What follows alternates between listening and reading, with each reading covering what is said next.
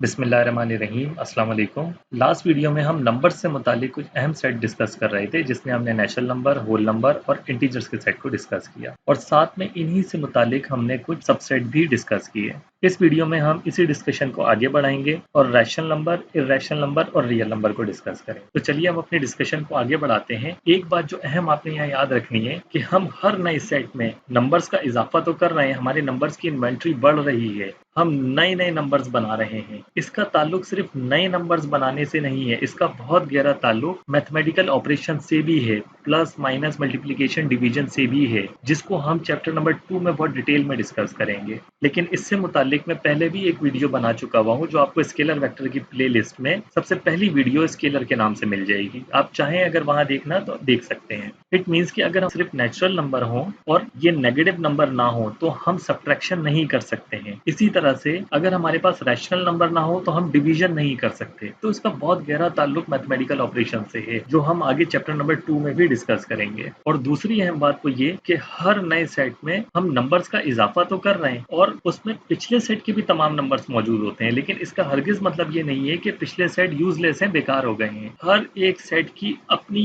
Importance है, अपनी applications हैं, अपने इस्तेमालात। कोई भी यहाँ सेट जो मौजूद है वो यूजलेस नहीं है, जिसकी एक अहम मिसाल डिस्क्रीट नंबर और कंटिन्यूअस नंबर है। नेचुरल नंबर, होल नंबर और इंटीजर्स ये डिस्क्रीट हैं और जो रियल नंबर है वो कंटिन्यूअस है। इसको हम नंबर लाइन पे देखेंगे वीडियो में, डिस्क्रीट और कंटिन्यूअस में क्या डिफरेंस है ये भी हमें उसी में समझ आएगा। तो ये एक बहुत इंपॉर्टेंट फैक्टर है। हमारे पास इस तरह का डाटा भी होता है जो डिस्क्रीट होता है और इस तरह का भी डाटा होता है जो कंटिन्यूअस होता है। तो डाटा के हवाले से भी हम डिस्कस करेंगे आने वाली वीडियोज में। कुछ ऐसा भी डाटा हमारे पास होता है जिसमें हम रिपीटेशन अलाउड करते हैं, लेकिन सेट में हम रिपीटेशन अलाउड नहीं करते। तो ये किस तरह का सेट है जहां हम रिपीटेशन अलाउड नहीं कर रहे और कौन सी ऐसी एग्जांपल्स हैं जहां हम रिपीटेशन अलाउड कर रहे हैं, ये भी हम देखेंगे, ताकि हमें कुछ और इन डेप्थ आइडिया हो कि सेट किस तरह का कलेक्शन ऑफ डेटा है जिसमें हम कौन सी एप्लीकेशन को डील कर रहे होते हैं। तो इन तमाम अहम टॉपिक्स को हम आने वाली वीडियोस में डिस्कस करेंगे। अब हम वापस अपने टॉपिक की तरफ आते हैं, रैशनल नंबर्स। रैशनल नंबर के सेट को हम क्यू से रिप्रेजेंट करते हैं। क्यू का मतलब क्वोशंट है, ये लातीनी जबान का वर्ड है, इसका मतलब है हाउ मेनी टाइम। और मैथमेटिकली का मकसद होता है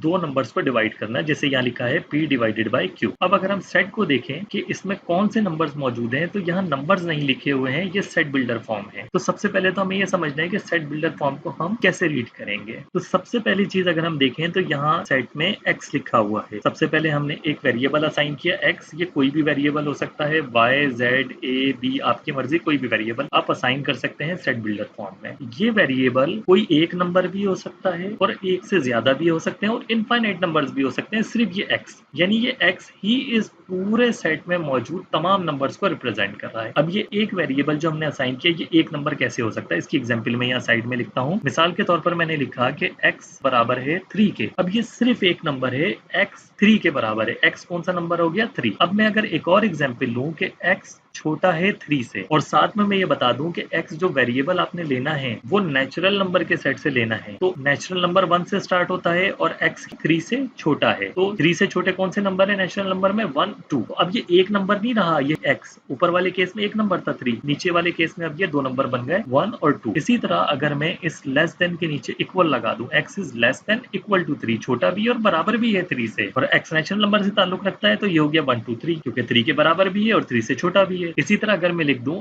x बड़ा है 3 से, तो नेचुरल नंबर में 3 से बड़े 4 से नंबर स्टार्ट हो रहे हैं और ये इन्फिनिटी तक जा रहे हैं, तो ये x इनफाइनाइट नंबर्स भी हो गए जो कि 4 से स्टार्ट हो रहे हैं। तो इस तरह से x डिपेंड करता है कि ये कौन सा रिलेशन इसके साथ लगा हुआ है उस पे, कि ये एक नंबर होगा या एक से ज्यादा नंबर होगा या इनफाइनाइट नंबर होंगे। इन एग्जांपल्स को अगर हम देखें तो हमें दो मालूमात देनी पड़ी ये देखने के लिए कि x कोई एक नंबर है, एक से ज्यादा नंबर है या इनफाइनाइट नंबर है। एक मालूमात तो ये कि क्या रिलेशन लगा हुआ है, साथ में इक्वालिटी का है या लेस देन ग्रेटर देन, जिसको हम इनइक्वालिटी कहते हैं, वो रिलेशन है। दूसरी मालूमात जो हमने यहाँ दी वो ये थी कि x खुद किससे ताल्लुक रखता है, कहाँ देखूं मैं x को। तो हमने बताया कि x ताल्लुक रखता है नेचुरल नंबर के सेट से। इसको हम सेट की लैंग्वेज में किस तरह लिखेंगे कि x ताल्लुक रखता है, तो हम लिखेंगे x। ताल्लुक रखने को हम क्या कहते हैं सेट में, बिलोंग्स टू इंग्लिश का वर्ड है, उसको हम एप्सिलॉन के सिंबल से रिप्रेजेंट करते हैं। ये छोटा सा ई हमने इस तरह बनाया है, ये ग्रीक लेटर है एप्सिलॉन। तो x ताल्लुक रखता है, इसका मतलब है ताल्लुक रखना सेट की जबान में। इससे ताल्लुक रखता है नेचुरल नंबर के सेट से, तो आगे हम नेचुरल नंबर के सेट की सिंबल बना देंगे। तो ये दो मालूमात हमें देनी पड़ी x के नंबर्स को जानने के लिए। अब हम वापस आते हैं अपने रैशनल नंबर के सेट की तरफ। तो सबसे पहले हमने एक वेरिएबल असाइन किया x, यानी जो भी नंबर्स हैं वो असल में x हैं। तो इस पहले वाले x को हम सेट की जबान में किस तरह पढ़ेंगे?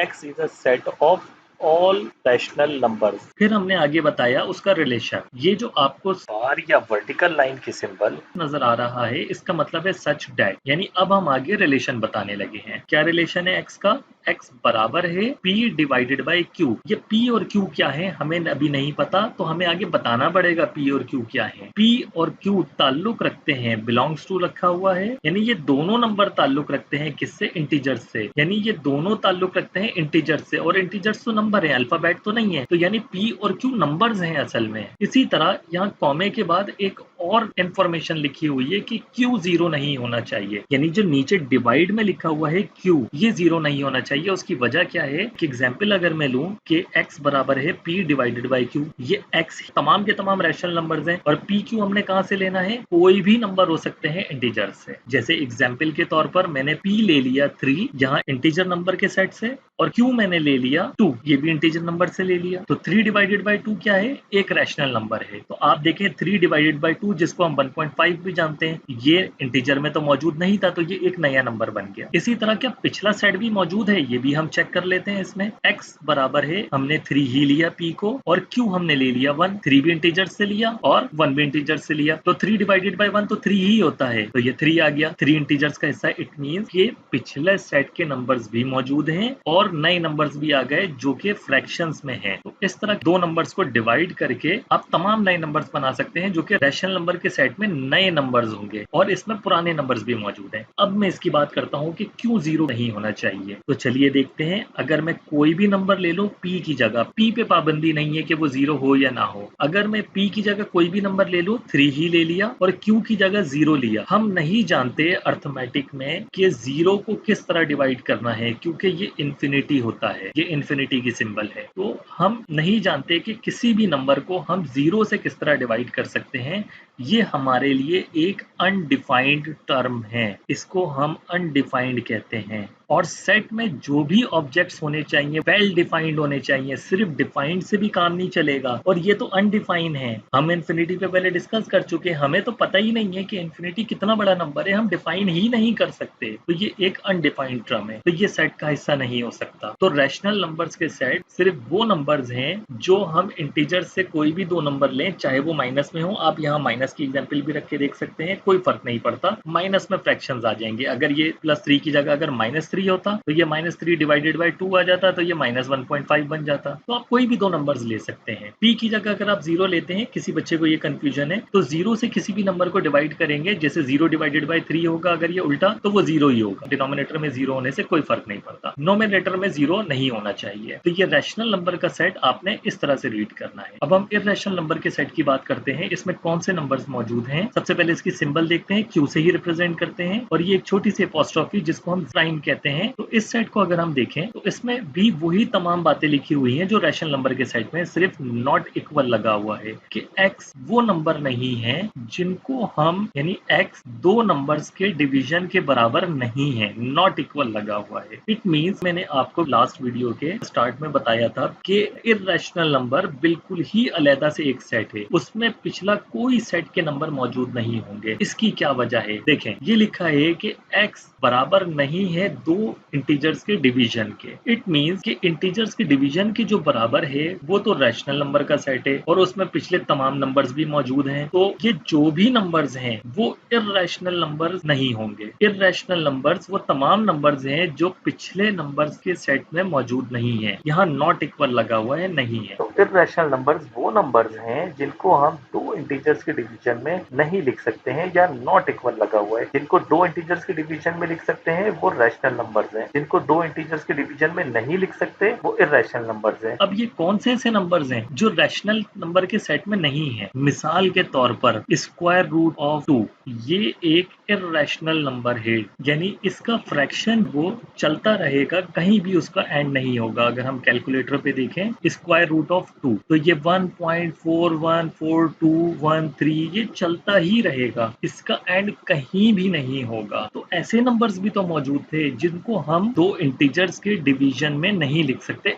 उसकी एक एग्जांपल ये स्क्वायर रूट ऑफ 2 है। तो इस तरह के नंबर्स को हम इर्रेशनल नंबर्स कहते हैं। तो ये बिल्कुल ही एक नए नंबर्स का सेट बन गया जिनको हम दो इंटीजर्स के डिवीजन में नहीं लिख सकते। अब हमारे लिए एक बिल्कुल अलहदा से रैशनल नंबर का सेट आ गया जिसमें पिछले तमाम नंबर्स मौजूद थे, नेचुरल नंबर्स, होल नंबर्स और इंटीजर्स, और एक इर्रेशनल नंबर्स का सेट आ गया जिसमें बिल्कुल ही अलहदा से वो नंबर्स मौजूद हैं जो दो इंटीजर्स के डिवीजन में नहीं आ सकते कभी भी। तो इस तरह की और भी बहुत सारी एग्जांपल्स हैं, सिर्फ स्क्वायर रूट ऑफ 2 नहीं है, ये एक्सपोनेंशियल भी है जो 1.7 समथिंग है, तो ये भी एक ट्रांसेंडेंटल नंबर है, इर्रेशनल नंबर है। इसके अलावा और भी इनफाइनाइट इर्रेशनल नंबर्स हैं जिनको हम दो इंटीजर्स के डिवीजन में नहीं लिख सकते। अब हमारे लिए एक बिल्कुल अलहदा से नया सेट रैशनल नंबर का बन गया, एक बिल्कुल ही अलहदा से इर्रेशनल नंबर का बन गया। तो हम चाहते हैं कि इन दोनों नंबर्स को एक साथ करके लिख दें। तो सेट थ्योरी में हमारे पास क्या तरीकेकार है? यूनियन। यूनियन में जितने भी